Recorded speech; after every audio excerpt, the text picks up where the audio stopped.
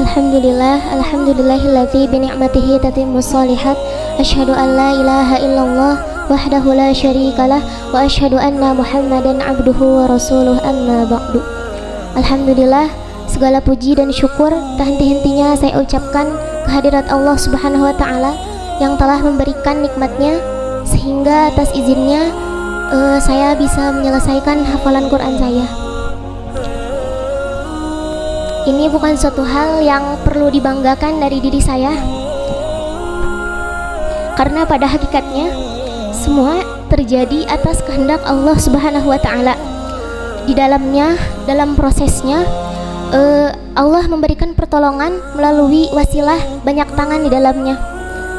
Ada doa, bimbingan, ilmu, nasihat, dukungan dari orang tua, para guru, serta teman-teman semuanya. Jadi bukan saya yang hebat, tapi Allah yang hebat. Mungkin perjalanan ini dimulai ketika sanawiyah kelas 7. Di situ kondisinya saya sudah punya tekad, saya harus hafal 30 juz. Motivasi awalnya sederhana. Ketika itu kelas 4 SD, melihat anak kecil usia SD tapi umurnya di bawah saya, sangat lekat interaksinya dengan Quran. Sampai suatu ketika pada pekan ujian, detik-detik ujian akan berlangsung, teman-teman yang lain membuka buku pelajaran untuk ujiannya, tapi dia sendiri membuka Al-Quran, memurojaah hafalannya. Masya Allah, luar biasa. Saya malu melihatnya. Anak kecil yang masih suci, yang belum balik ibaratnya, bisa punya amal yang sudah luar biasa, Masya Allah. Ketika kelas 8 pandemi, sehingga banyak target-target hafalan yang belum tercapai. Lalu ketika masuk mu'alimin, di situ tekad yang dulu belum tercapai untuk hafal 30 juz makin menggebu-gebu, ambisinya makin tinggi. Pokoknya saya harus hafal 30 juz, saya harus beres 30 juz ketika di mu'alimin ini.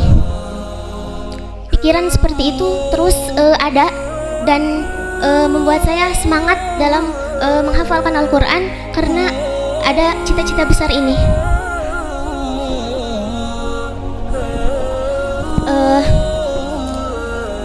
Dalam prosesnya memang tidak ada yang bilang jalannya akan selalu lurus tanpa rintangan, jalannya akan selalu mulus sesuai harapan.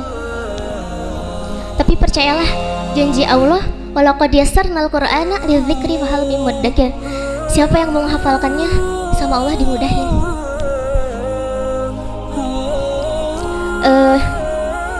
Menghafal Quran bisa saja selesai, tapi memurojaah hafalan Al-Quran itu tugas seumur hidup. Oleh karena itu, teman-teman semua, saya meminta doanya agar Allah beri saya kekuatan, kemudahan, kelancaran, dan keistiqomahan untuk bisa menjaga hafalan saya ini. Dan untuk teman-teman semua yang sama-sama sedang berjuang, teruskan perjuanganmu, jangan pernah berhenti.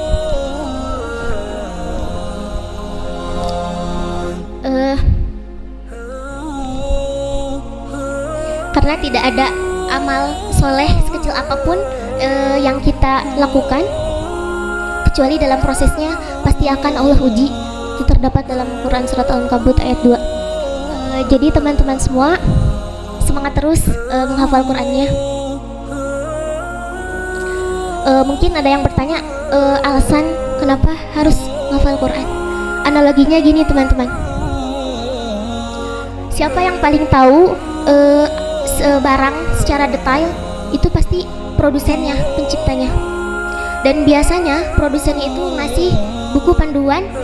Biar apa? Buku panduan itu biar orang yang make barang tersebut gak salah, gak jadi rusak, biar benar. Sama halnya kayak kita teman-teman, yang paling tahu tentang diri kita, mana yang boleh kita lakukan, mana yang tidak boleh kita lakukan, mana yang baik untuk kita, mana yang tidak baik untuk kita, itu Allah. pencipta kita. Dan Allah kasih buku panduan itu ke kita, yaitu Al-Quran. Lantas, bagaimana hidup kita bisa benar jika dengan Quran saja kita tidak dekat? Dan menghafal Quran salah satu sarana agar kita bisa intens interaksinya dengan Al-Quran. Para sahabat dulu, teman-teman, ketika Ramadan, mereka sering banget menghatamin Qurannya berapa kali gitu ya. Alasannya tuh ternyata seolah gini, mereka tuh mengkaji lagi di hidup mereka, apa sudah sesuai dengan pedoman hidupnya, apa sudah sesuai dengan petunjuk dari Allah.